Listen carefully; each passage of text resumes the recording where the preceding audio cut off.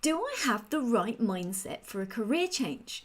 So if you watched my last video, I talked about the fact that there are two types of mindset, a fixed mindset and a growth mindset. And the importance really of having a growth mindset if you are planning or in the midst of aiming at a career change, because the whole journey will feel a whole lot more pleasurable and fun if you are in that camp.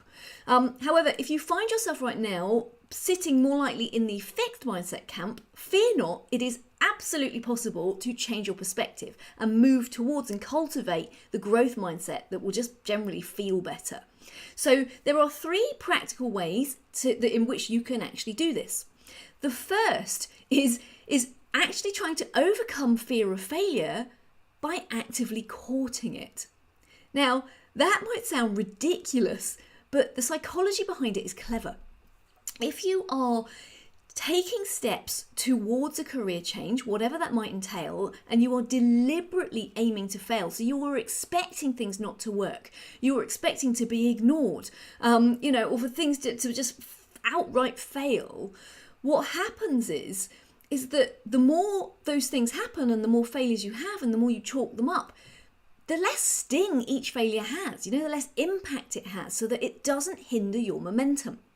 So this particular approach is called the 100 Rejections Project, and I get a lot of my clients to actually play with it. So all you need to do is make a list of all of the activities that you want to try out, or the steps you'd like to take in order to move towards the career path that you are aiming at. And as you do so, just expect those things not to work. And when they don't, actively chalk them up on a board as another failure on the list out of 100 that you're aiming at.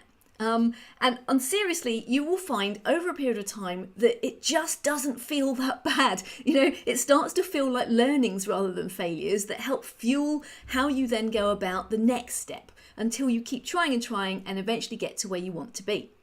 So that's the first practical step. The second step towards cultivating a growth mindset is to play primarily to your strengths.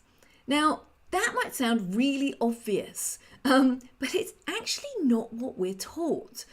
Through the education system typically, and even, moving into the corporate world, we are traditionally taught to focus on our weaknesses, to plug the gap on the things we're not so good at, which generally feels really demotivating. And at best, you might make incremental improvements, but if you're not naturally talented at it in the first place, you're never going to be brilliant at that particular thing.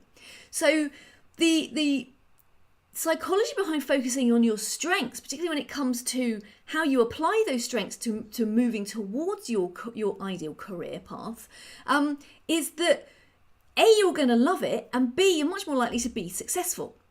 Now, the tool I get all of my clients to use for this is something called StrengthsFinder by Gallup. It's an online assessment that takes 20 minutes, and it will tell you what your top 5 strengths are.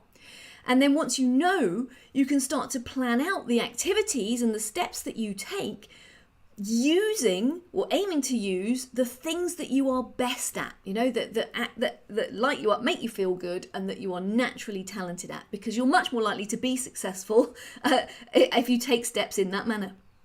Now, the third practical step to cultivating a growth mindset is to ask yourself one question.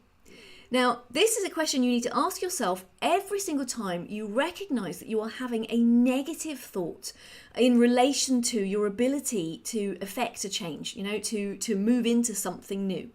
So, whether they are thoughts like, I can't do this, I don't have enough experience, I don't have the network, whatever it might be, every single time you recognize a negative thought, ask yourself, can I absolutely 100% know that it's true?